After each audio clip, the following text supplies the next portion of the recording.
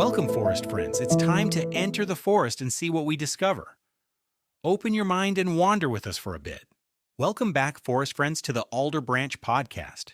If you've walked with us so far, you've learned to enter the cognitive woods with curiosity, lighten the mental load, read the shifting weather of thinking, and understand attention as the lantern beam that guides learning.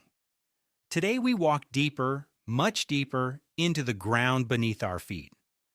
Because underneath every surface task, every lesson, every spark of insight, and every frustration lies something older, quieter, and more powerful than working memory, cognitive load, or attention alone.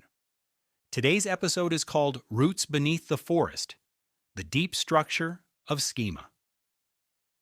Let's begin with a simple truth. Schema are the hidden architecture of learning. Think of schema as the root system beneath the forest floor, invisible, expansive, intertwined, and essential. A forest can survive storms, droughts, and seasons because its roots hold it together. Schema do the same for human understanding. The idea traces back to the work of Bartlett, who studied how people remember stories and discovered that memory isn't a recording device. It's a reconstruction system. We recall not individual details, but the pattern of meaning beneath them. Later, Jean Piaget described schema as cognitive structures children use to make sense of the world, frameworks that become more sophisticated over time. Then John Anderson expanded this in the 1980s, showing that schema grow through connections, not memorization. And here's the part most learners never hear. Schema reduce cognitive load. Schema make thinking easier. Schema make new learning possible. This single concept, schema, holds the key to why some students thrive, why others struggle, and why understanding always happens in layers, not leaps. Let's walk into this forest together. Imagine a learner encountering a brand new concept, an algebraic equation, a literary device, the structure of a cell, or the causes of the American Revolution. Without schema, that new idea has nowhere to land. It floats. It overwhelms. It saturates working memory until the backpack overflows. But when schema exists, even fragile early ones, the new idea can attach itself to something familiar. It can settle in. It can root. This is why learning accelerates over years. It's not magic, and it's architecture, it's accumulation, it's schema. Now let's examine 3 powerful truths about schema that shape everything we do at Alder Branch. Truth 1. Schema are built, not delivered. You cannot give someone schema. Schema grow. They emerge through repeated exposure, comparison, explanation, pattern recognition, and reflection. A worksheet cannot build schema alone. A lecture cannot deliver schema whole. A task cannot force schema to appear. Schema come from sense-making, not compliance. Truth 2. Schema determine cognitive load. 2 learners can receive the same task and experience radically different cognitive loads. Why? Because schema determine how many elements feel new. For one student, writing a paragraph is a single cognitive action. For another, it is 20 micro-tasks: formatting, idea generation, conventions, transitions, spelling, structure, and more. For one student, fractions are a familiar highway. For another, fractions are a tangled trail with no signs, no map, and no sense of direction. The task didn't change, the schema did. And this explains a tremendous amount of student variability. Truth 3. Schema reveal. Why thinking looks the way it looks. Many student behaviors, from frustration to avoidance to sudden disengagement, are schema signals. Thin schema, confusion. Conflicting schema, frustration. Isolated schema, fragmentation. Missing schema, overload. Strong schema, fluency. When learners say, "I don't get it," they're often saying, "My schema for this is too weak to support new ideas."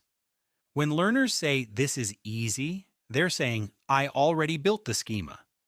When learners say, "This is boring," they're saying, "My schema is strong enough that this adds nothing new." Schema are the story beneath the story.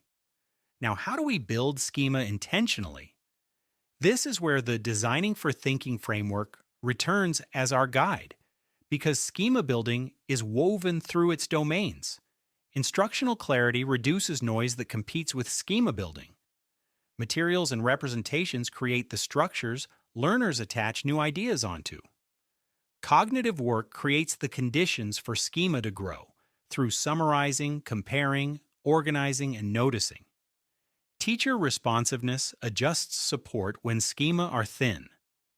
Student cognitive indicators reveal how robust schema currently are. Schema building strategies include worked examples, Sweller, 1988, comparison tasks, Riddle-Johnson and Starr, concept maps, Novak, sequenced modeling, narrative framing, analogies and metaphors, Gentner's structure mapping theory, contrasting cases, cumulative review, teaching big ideas before details. All of these strategies share one goal: help learners organize information, not just encounter it. Because unorganized knowledge is heavy, organized knowledge is light. Let's bring this back into the forest for a moment. Imagine you're hiking. The trail forks, then forks again, then forks again. Without a map, every decision is new, cognitively expensive. With a map, those decisions become effortless. Schema are the map. Without schema, learning feels like wandering. With schema, learning feels like navigating. The more schema, the clearer the forest. And now we come to the final piece of today's journey, the way Alder Branch will support you in this work. Our upcoming episodes will introduce tools for schema-based design, schema assessment routines, and ways to reduce cognitive friction by strengthening the underlying conceptual structures learners rely on. And soon, you'll meet the Alder Branch entities who specialize in schema building. Bowler, your mathematical schema architect. Hadley, your instructional clarity guide. Mira, your special education schema interpreter. Nell, who ensures schema building is human-centered. Trolley Talks, who helps families understand schema development. Meridian, who sees schema at the systems level. Each carries a lantern not just for content, but for the cognitive architecture beneath it. Because Alder Branch is not just teaching strategies, it is a forest of understanding, and schema are the roots. If you'd like to explore our cognitive frameworks, tools, or companions, visit alderbranch.org and subscribe so you don't miss what grows next. In Episode 7, we'll venture deeper into how to build schema, the routines, models, and design moves that make thinking visible and learning durable. For now, forest friend, remember this: the mind is not empty. It is rooting. It is weaving. It is building a forest of its own. We'll see you on the next trail. Thanks for joining us on the Intellectual Hike, forest friends. Don't forget to visit us at www.alderbranch.org for more free resources and join our friends today. See you for another brain hiking adventure soon.